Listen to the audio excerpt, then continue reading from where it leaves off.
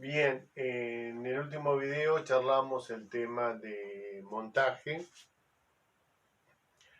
Recordemos, montaje era definir el nodo dentro del árbol de directorio en el cual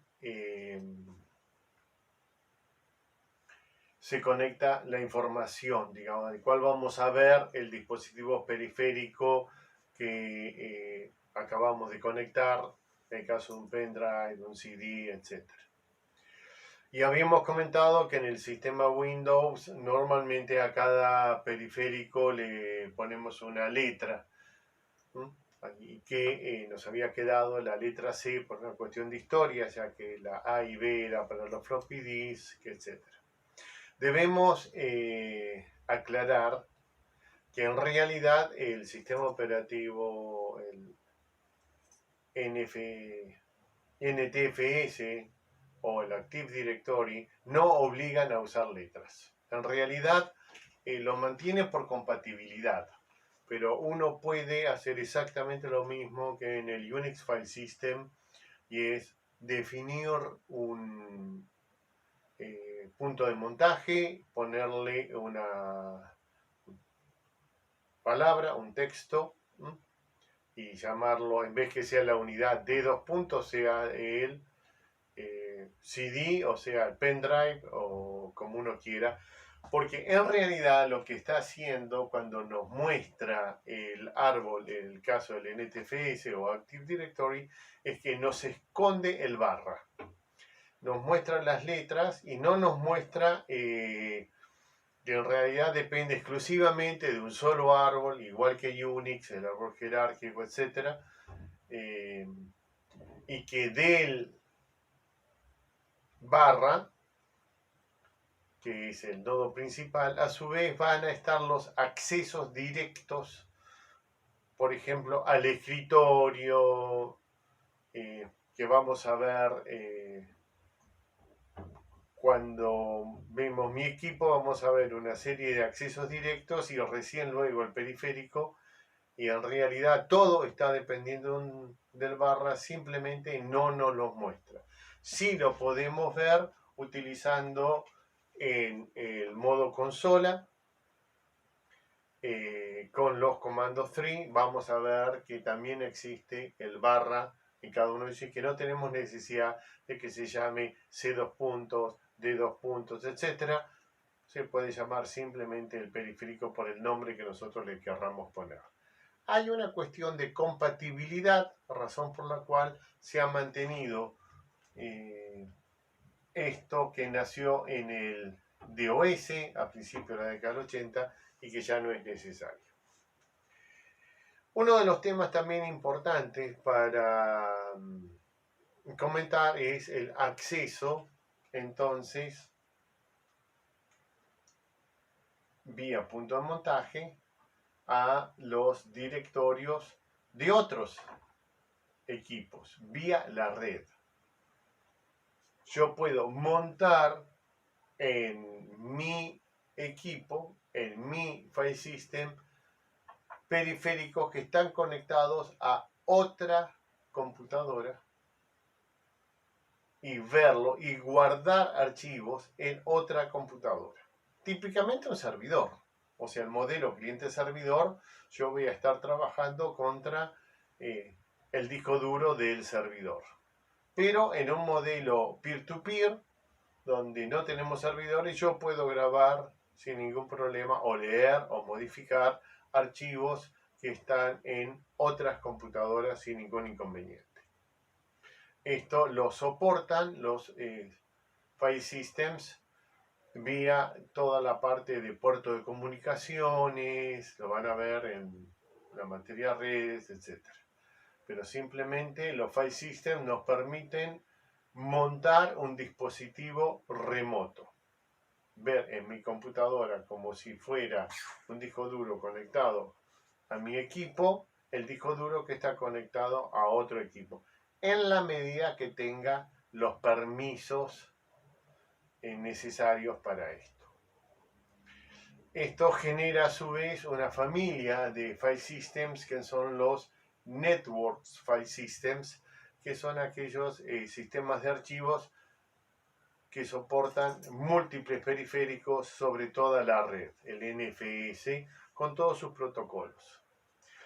Y esto genera una serie de metadatos diferentes. Ustedes vieron la parte práctica, cuando guardamos un archivo, cuando creamos un directorio, se crean dos archivos, el archivo punto y el archivo punto punto, donde estamos guardando justamente los datos del propio subdirectorio y lo del directorio padre. En los Network File Systems aparece el punto, un tercer archivo, que es donde se guardan los datos del equipo, de forma tal de poder yo direccionarme a equipos que están montados sobre otra máquina.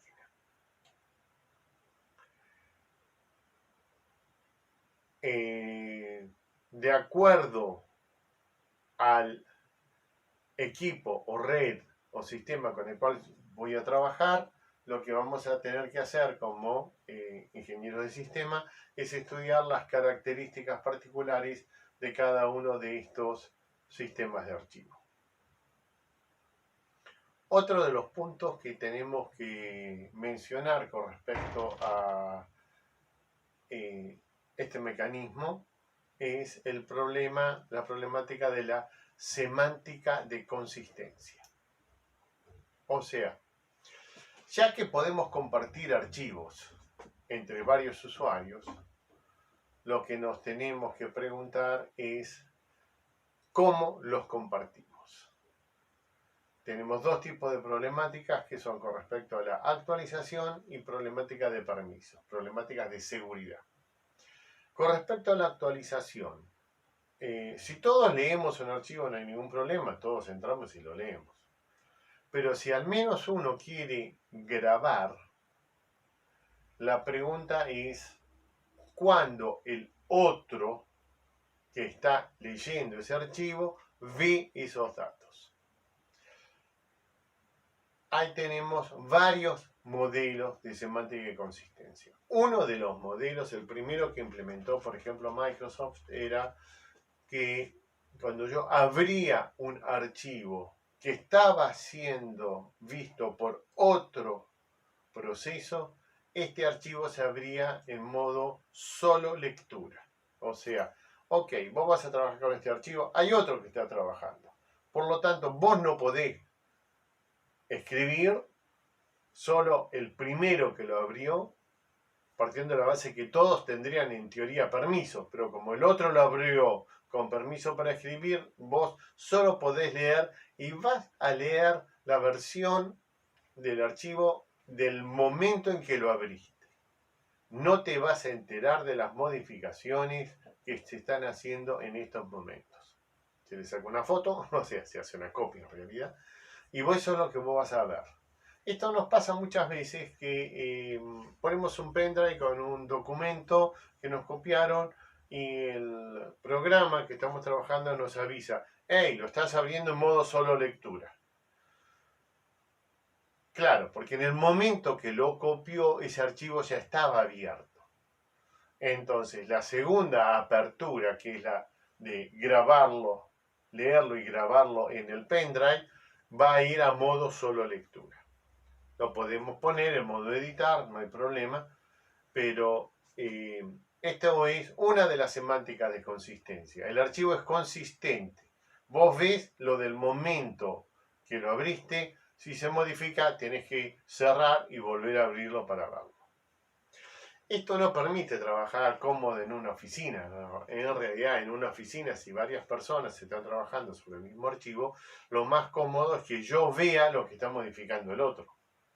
Esta es otra modalidad de semántica de consistencia, que es la que soporta el modo Unix por default, y otra serie de cosas. Por ejemplo, cuando trabajamos en la red con documentos de Google, por ejemplo, se van a encontrar con esto. También lo va a tener Microsoft en su paquete Office 365 en la red, de forma que todos veamos lo que todos estamos modificando. Es mucho más compleja de implementar. O sea, yo estoy leyendo algo y de golpe me cambia un renglón o me cambia un número en una planilla de cálculo. Esa es la segunda forma de consistencia, que es la que está trabajando diciendo todos vemos lo que se modifica en el momento que lo vemos. No es sencilla su implementación, pero los sistemas modernos lo permiten y nos permite trabajar en equipo sobre el mismo documento. Estamos armando un presupuesto y cada uno va cargando precios de lo que consigue y vamos viendo cómo se llega al precio total desde todos los puestos de trabajo. Entonces, y hay una tercera semántica de consistencia de anteriores sistemas operativos, pero que no está muy usada por versiones.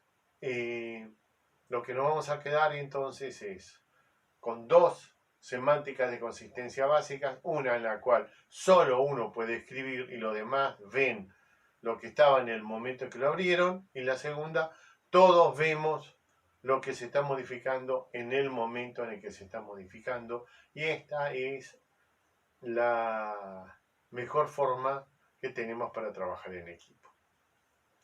Otro de los temas a mencionar es un tema de seguridad y es el tema de los permisos. Los file systems modernos lo que van a dar es un conjunto de permisos que van a ser el de leer, el de escribir, el de modificar. Y uno dice, bueno, pero escribir es modificar. Hay dos formas de escribir. Una es escribir a continuación, un append, y otra es modificar un dato ya escrito. Son dos permisos distintos en los sistemas modernos, si bien lo que estamos dando en el sistema Unix, por ejemplo, es simplemente el permiso de escribir, que permite también modificar. Algunos sistemas de auditoría dicen, señores, el permiso de escribir es solo el de append, debemos dar permisos diferentes para escribir que para modificar datos ya escritos. Y los permisos se otorgan simplemente por medio de comandos a los usuarios. Esto lo han visto en las prácticas, en comandos batch, etc. Y cada uno de los file systems más o menos trabajan con el mismo paquete de permisos. Lectura, escritura, borrado, actualizaciones, etc. Y los permisos pueden ser dados a una persona en particular, a un grupo de usuarios en forma general, tal como lo vieron en la parte práctica. Más o menos con estos temas terminamos de ver toda la parte de archivos, y lo que vamos a empezar a ver en los próximos videos es ya cómo implementamos un file system. Ahora contamos que era un archivo, que eran los directorios, conjunto de permisos, semántica de consistencia, y ahora lo que vamos a empezar a ver en los próximos videos es, bien, cómo se implementan los file systems.